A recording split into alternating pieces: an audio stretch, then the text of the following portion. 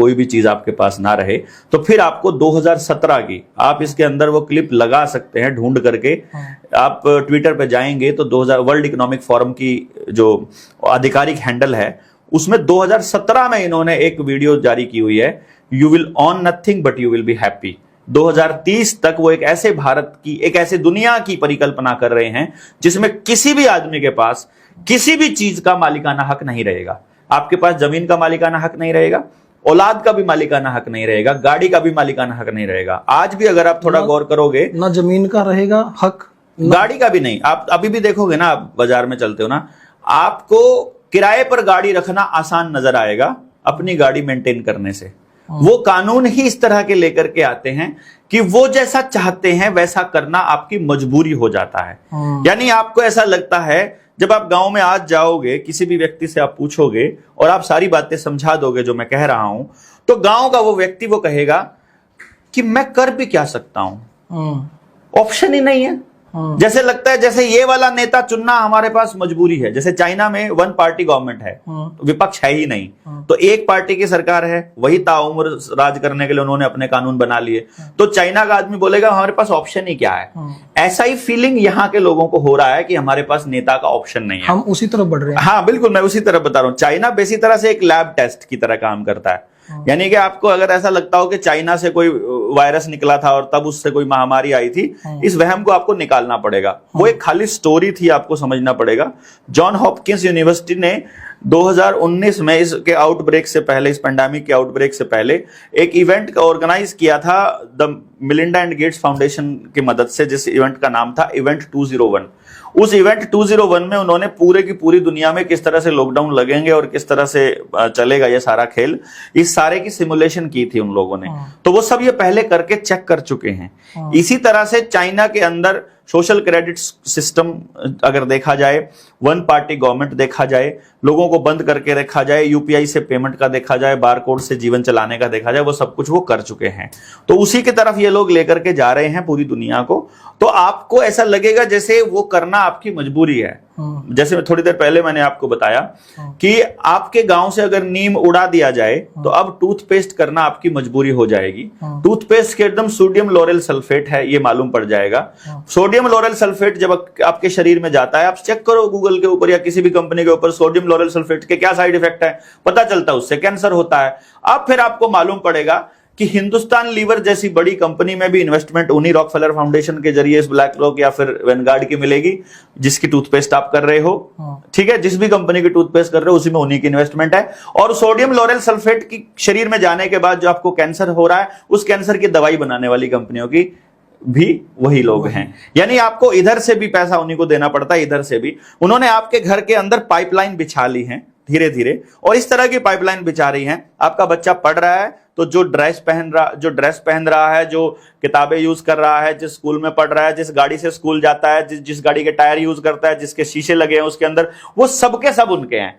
फिर उसके बाद जब स्कूल में पढ़ने के बाद स्कूल में जितने इक्विपमेंट यूज होते हैं, चाहे स्मार्ट बोर्ड यूज हो रहा है, आपका पंखा यूज हो रहा है, लाइट्स यूज हो रही हैं, तारें यूज हो रही हैं, या फिर वहां मतलब कैमरे यूज हो रहे हैं, सीसीटीवी कैमरा, वो सारे भी उन्हीं कंपनियों के हैं। उसके बाद जब वो पेन यूज कर रहा है वो भी उन्हीं कंपनियों का है। वो वहां से बाहर निकलता है, घर आने के बाद में टीवी देख रहा है, गेम खेल रहा है, मोबाइल पे लगा है, वो सारे भी उन्हीं कंपनियों के हैं। वो अगर रिफाइंड खा रहा है उसी कंपनी का है, गैस यूज कर रहे हो रोटी बनाने के लिए वो भी उसी कंपनी की है, जूते पहन रहा है उन्हीं की कंपनियों, मतलब घूम फिर के वहीं जाएगा ये सारा खेल। कपड़े भी उन्हीं कंपनियों के हैं, जूते भी उन्हीं कंपनियों के हैं, तो झाड़ू भी कंपनियों की आने लग गई हैं, अब तो बाल्टियां भी कंपनियों की आने लग गई हैं, अब तो टूटियां भी कंपनियों की आने लगी हैं। यानी आपके घर का प्रत्येक सामान उसी कंपनी का है। तो पूरा देश ही नहीं, पूरी दुनिया के ये सो कॉल्ड डेवलपिंग कंट्रीज का प्रत्येक व्यक्ति अपनी खून पसीने की कमाई उन कंपनियों को दे रहा है अपने हर काम के लिए। इन्होंने इस तरह का जाल भी, वो पाइपलाइन में, यानी आप गाड़ी की किक मारते हो तो उनको पैसा जाता है, ट्रैक्टर का सेल्फ मारते हो तो उनको पैसा जाता है, दूध लेने के लिए आप निकले तो पैसा देता है, पैकेट वाला दूध लेते हो तो उनको पैसा जाता है, आप पकौड़े खाते हो तो उनका पैसा जाता है, आप जो यानी अगर गांव में उत्पादन नहीं हो रहा है तो आप अपने जीवन को, प्रत्येक जीवन का उनको पैसा दे रहे हो। मेरे एक दोस्त, मैं आपको बताता हूं, मेरे को बुलाया उसने, मैं जगह नहीं बताऊंगा वो नाराज हो जाएगा, बोला मैंने घर बनाया तो तब से आया नहीं है। अब मेरे को मालूम है कि यार ये बेवकूफ लोग घर बनाते हैं, मतलब समझदार लोग जो है उनमें किराए पर रहते हैं, हमको तो पता है इस बात का। मैंने बोला अच्छा चलो आ जाऊंगा किसी दिन ना। उसके शहर गया तो उसके घर गया, अंदर आते उसने बोला ये देखो ये रोबोट है मेरा, मैंने इतने लाख का खरीदा, ये सफाई करता है पूरा, सफाई वाली बड़ी वो करती थी, अब मैंने ऐसा कर दिया। मैं कहा ठीक है। ऐसे चुटकी बजाई लाइट जल गई, ऐसे ताली बजाई वो ऐसा कर गया, बटन दबाया तो लाइटें जल गई, पंखा चल पड़ा, रिमोट से चलने लगा सारा कुछ। वो सारा सेट करके दिखा रहा है लाइटनिंग का, वो सारा कुछ। वो कालीन बता रहा है, सोफा बता रहा है, इटली से लाया हूँ, ये वाली चीजें इतनी लाया हूँ, इतने लाया हूँ। मैंने बोला कितने रुपया खर्चा किया यार तुमने? बोला 2 करोड़ रुपया खर्च हो गया। मैंने कहा 2 करोड़ रुपया तुम्हारे पास था? उसने बोला नहीं। तो फिर कहाँ से लाया? बोला भाई के पास था कुछ सेविंग, पापा की ग्रेजुएटी आई थी, रिटायर हुए थे, मम्मी की रिटायरमेंट का पैसा था और पेंशन का पैसा था, और मेरे पास जो सेविंग पड़ी थी ये सारा यूज होने के बाद जो बाकी बचा वो लोन ले लिया। तो लोन लेके तूने इतना बड़ा सांग खेला ये? बोला हाँ। मैं कहा एक बात सोच के बता, तुम लोग सारे परिवार वाले इन कंपनियों के लिए कमा रहे थे क्या पूरी जिंदगी? मतलब तुम्हारे मम्मी पापा जितनी कमाई थी सारी की सारी उनको पूछ दी तुमने? तुम्हारे लिए क्या? कभी कभी अपनी फैमिली के साथ घूमने का मौका मिलता है? कभी गांव गए हो? कभी शादी में 3 दिन आराम से मौका लगा के आया, हाँ 3 दिन है भाई, हम शादी को अटेंड करेंगे, सबको देखेंगे, सबसे मिलेंगे, ऐसा कभी सोचा? ऐसा तो कभी सोचा ही नहीं है। तो सारी जिंदगी या तो बीमार होकर के डॉक्टर के चक्कर काटते रहोगे, या फिर कंपनियों में सुबह से लेकर रात तक काम करते रहोगे, फिर इन कंपनियों को पूछते रहोगे और किस्तें चुकाते रहोगे। यार ये तो सोचा ही नहीं मैंने बला रहा। तो मैं फिर खो दी जिंदगी, छोटी सी जिंदगी मिली थी, सारी किस्तों में को चुकाने में तुमने गुजार दी। तो हम सबके सब जो है ना असल में कंपनियों के लिए काम कर रहे हैं सुबह से लेकर रात तक। आपको कंपनी का ब्रांडेड चीजें चाहिए तो आप कंपनी को दिखा करके आप मतलब अपने आप को शो ऑफ करते रहते हो, और फिर हम लोग उनकी कंपनियों के गुलाम बन करके उस सिस्टम को चलाते रहते हो। So it's a big thing. अगर आप इस बात को समझ पाओ, किसान समझ पाए कि हम लोगों को असल में करना क्या है, कि गांव से पैसा बाहर ना जाए, और मैं अगर कुछ खरीदूं, मुझे झाड़ू खरीदना है तो आप झाड़ू बनाना चालू करो, तो सबके सब झाड़ू खरीदेंगे, आपको मजबूत करेंगे।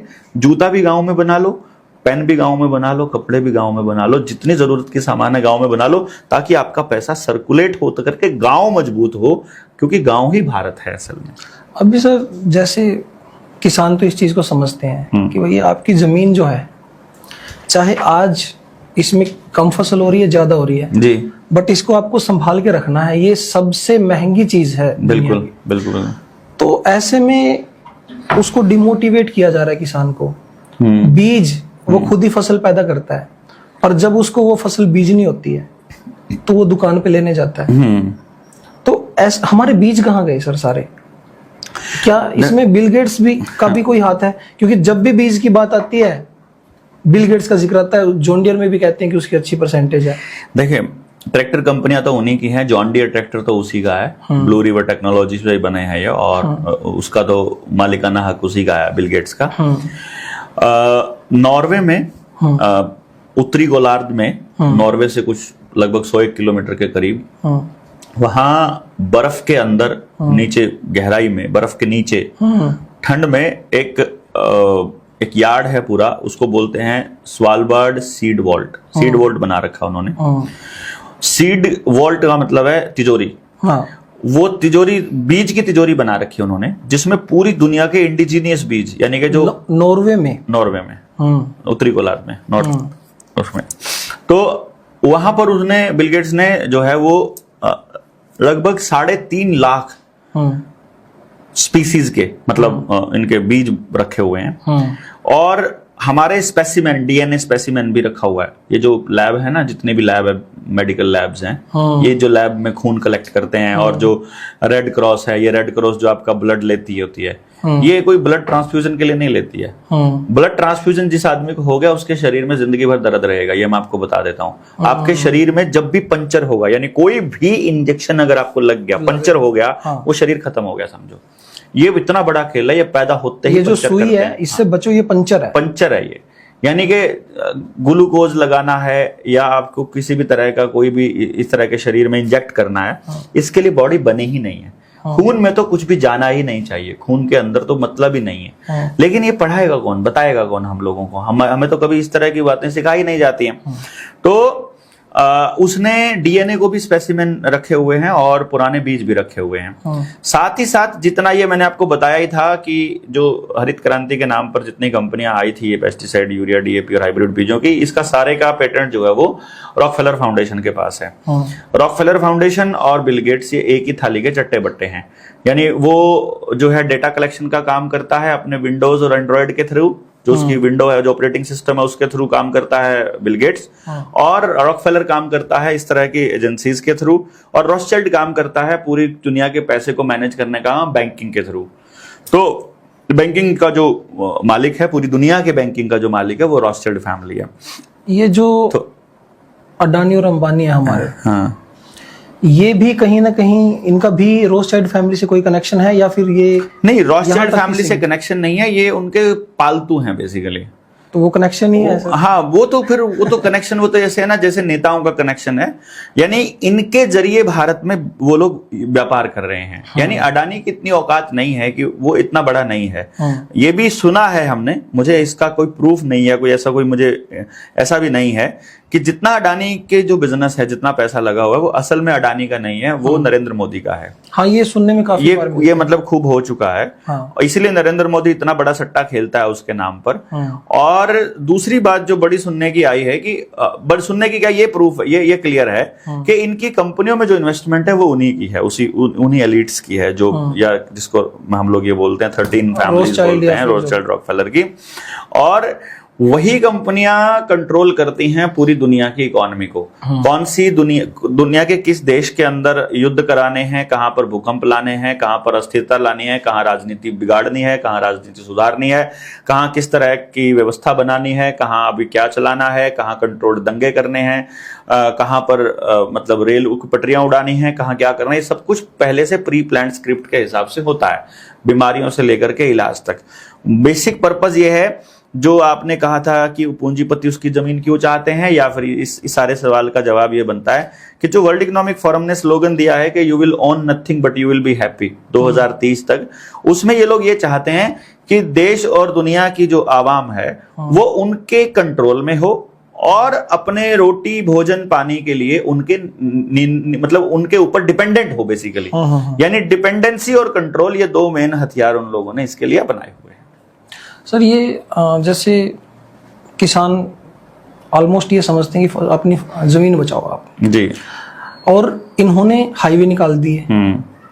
अब किसान, खास तौर पर हरियाणा और पंजाब के किसान या यूपी के कुछ किसान, हमने देखा कि जब किसान आंदोलन था उसके दौरान उन्होंने एक जिक्र किया था कि सिल्क रोड, कि सिल्क रोड नाम की कोई जगह है, ये लोग उसको ओपन करना चाहते हैं। तो ये सिल्क रोड क्या है हमारा, और ये सिल्क रोड जो है इसका पर्पस क्या है, क्या ये दोबारा शुरू हो सकता है, इसके क्या इम्पैक्ट है, कहां तक जाता है ये? अगर यूरोप के साथ में अगर बाई रोड अगर कोई कनेक्शन करना होना, जो बांग्लादेश के थ्रू होते हुए और अफगानिस्तान के रास्ते से जो रास्ता बनता है, इसको सिल्क रोड के नाम से जाना जाता है। और ये पूरी दुनिया को भारत से जोड़ता है बेसिकली। जो विदेशी आक्रांता आते थे वो इसी रास्ते से आते थे और सारा व्यापार यहीं से होता था। अगर ये सिल्क रोड खुलता है तो जो अब बहुत ज्यादा घूम करके हमारा जो सामान उधर से उधर आता है वो छोटा हो जाएगा। इस चीज को इस तरह से लेते हैं। तो इसको खोलने के लिए ये सारे के सारे जो ग्लोबल सरकार बनाने हैं, वन वर्ल्ड सरकार बना रहे हैं, वन वर्ल्ड, अपने पीछे जो ये समिट हुई थी 24 वाली, G20 में भी इस बात को खोला गया था कि भाई हम लोग इसको खोल देते हैं अगर मान लो, तो वहां से अफगानिस्तान से हीरोइन आना आसान हो जाएगा, दूसरे नशे की तस्करी भारत में आनी आसान हो जाएगी। तो वो बेसिकली क्या है कि भारत में नशा आ जाए, यहाँ के नौजवान तो नशेड़ी होकर के पड़े रहें और यहाँ का जो कच्चा माल है वो उधर जाता रहे। और मेन बात यह है कि जिस तरह से यूरोप ने अमेरिका के ऊपर पूरी तरह से कब्जा कर लिया है, उसी तरह से वो यहाँ पे भी कब्जा करना चाहते हैं। अमेरिका को भी अगर आप ध्यान से देखोगे तो अमेरिका को भी रेड इंडियन बोला जाता है। वहां का जो मूल निवासी है उसको रेड इंडियन बोलते हैं। और हम लोग तो इंडियंस हैं ही, हमको तो इंडियन बोलते ही हैं वो लोग। तो भारत एक ऐसा प्रदेश है, एक ऐसी जगह है, यानी ये जो एशिया के साउथ का जो हिस्सा है ये ऐसा है जहां पर प्राकृतिक संसाधन भरपूर मात्रा में है। किसी किसी देश में 9-9 महीने तक सूरज नजर नहीं आता, कहीं कहीं धूप, जैसे अब नॉर्वे फिनलैंड की तरफ चले जाओ आप उधर, तो नीदरलैंड की तरफ जाओगे तो वहां आपको 6-6 महीने तक सूरज और 6-6 महीने तक रात और 6 महीने दिन रहता है। तो हम लोगों के पास तो गजब का एक सिस्टम बना हुआ है। यहाँ समंदर भी है, देखो यहाँ थार का मरुस्थल देखना हो तो हमारे पास मरुस्थल जबरदस्त है हम। हाँ, बहुत ब्लेस्ड है। हमको अगर स्विट्जरलैंड घूम कर आना है तो कश्मीर में घूम आइए, मतलब हमको बीचेस पे जाना हो तो आप गोवा जाइए, आप दूसरी जगह जाइए। कहने का मतलब दुनिया की जितनी भी मौसम और जितने भी जलवायु के प्रकार हैं वो सब भारत में मिलते हैं, अकेले सब कुछ मिलता है यहाँ पर। सारी वनस्पति मिलती है, फ्लोरा फोना खूब मिलता है, दवाइयां खूब मिलती हैं, वनस्पति खूब है हमारे पास, जड़ी बूटियां खूब है, जंगल खूब है, हवा पानी साफ है, प्राकृतिक संसाधनों की इतनी भरमार है, सोना हो, चांदी हो, एल्यूमिनियम हो, लोहा हो, जिंक हो, फास्फोरस हो, कुछ भी हो, जो यहाँ पर ऐसा कुछ भी नहीं है जो हमारे भारत में नहीं मिलता है। तो सबकी नजर बेसिकली भारत पर है, और भारत को केवल तब गुलाम बनाया जा सकता है जब भारत के लोग मानसिक रूप से गुलाम हो। हमको शारीरिक रूप से नहीं तोड़ा जा सकता। तो ये जो नए टाइप की जो गुलामी है, ये मानसिक गुलामी है जो जो ये लोग कर रहे हैं। इसके लिए वो आपके दिमाग को नशेड़ी बनाना चाहते हैं। मतलब अगर आप मान लीजिए दारू का नशा अगर करते नहीं हो, जैसे इन्होंने खूब अच्छा किया है कि हर चौराहे पर या हर चौक के ऊपर बड़े सुंदर सुंदर ठेके खोल दिए हैं। ये चाहते हैं कि आपके बच्चे खूब अच्छे से दारू पिए। दारू नहीं पी रहे हैं तो दूसरे सूखे नशे करते रहें, सूखे नशे नहीं कर रहे हैं तो फिर मोबाइल के नशे में उलझ जाओ, वो नहीं करते हैं तो 3 पत्ती जैसे या ड्रीम 11 जैसे नशे में उलझ जाओ। मतलब किसी भी तरह से आपके यूथ को नशेड़ी बना दो। बुजुर्ग तो वो टपक ही लेगा, अगली पीढ़ी को पता ही नहीं है करना क्या है, उसके बाद तो मालूम ही नहीं कि आप गुलाम हो। शराब के ठेके तो सर इतने शानदार बनाए गए हैं, मैं वही कह रहा हूं, आपके जैसा मेरे जैसा कोई ना पीने वाला वहां से गुजरे तो उसकी लाइटिंग वाइटिंग देख के उसको भी लगे कि उसको एक राउंड मार के आते हैं यार, देख के आते हैं क्या है। और इसी तरीके से सर जो ड्रीम 11 की आप बात कर रहे हो, अभी हमारे देश के जो टॉप सेलिब्रिटीज हैं, सबसे महंगी एड शूट की है उसने। सेलिब्रिटी क्या भांड है वो तो, मतलब उनको बनाया ही इसलिए जाता है, सेलिब्रिटी इसलिए बनाया जाता है कि वो हमारे युवाओं को गलत रास्ते पर लेकर जाएं। सारे क्रिकेटर, नेता, अभिनेता, इनका काम ही है कि आपकी बच्चों के यूथ के दिमाग को खराब करें, क्योंकि फिर वहीं पे घूम के आएंगे। आपको पता चलेगा कि सारा बॉलीवुड जो है और हॉलीवुड जो है, सारा का सारा रॉथस्चाइल्ड और रॉकफेलर फाउंडेशन से ही चलता है। ये जितना ओटीटी पे आप जाओगे ना, आप ढूंढ कर देखिए, चाहे हॉटस्टार है, किसका जियो का है, देखो रिलायंस आ गया उसके अंदर एंटर कर गया, मार्वल्स को चेक करो किसका है, डिज्नी को चेक करो किसका है, वो पता चलेगा, वहीं जाकर के तार जुड़ेंगे, सिंपल कनेक्शन सारे वहीं जुड़ेंगे। जितनी सुपर हीरोज वाली मूवीज आती हैं, सारी की सारी ब्रेन प्रोग्राम का ही तो हिस्सा है ये। बेसिकली इसको थोड़ा डीपली जाकर के खुद रिसर्च करेंगे तो ज्यादा अच्छे से समझ में आएगा, बजाय इसके कि फौरी तौर पर मैं बता दूं। लेकिन मोटे तौर पर यह है कि बॉलीवुड, हॉलीवुड या किसी भी टॉलीवुड, बॉलीवुड, कहीं पर भी कोई भी ऐसा व्यक्ति सरवाइव नहीं कर सकता जो सच बोलता हो, जो अपनी विरासत को बचाने की चिंता करता हो। लेकिन वो आदमी रातों रात मशहूर हो जाएगा जो बकवास लिखता हो, जो गंदे गाने लिखता हो, जो बंदूक के कल्चर के गाने हो, जो गंदगी मचाने वाले हो और जो समाज को तोड़ने वाली कल्चर के हो। वो डायलॉग मशहूर हो जाएंगे रातों रात। ये सारा एल्गोरिदम उनके हाथ में है। यूट्यूब उनका है, फेसबुक उनका है, इंस्टा उनका है, एक्स उनका है, एलन मस्क जैसे बताया। तो ये सारा का सारा गेम प्लान उनका है। वो जिस तरफ लेकर जाना चाहे मानसिकता को, लोगों की मानसिकता को उस तरफ लेकर के जा सकते हैं।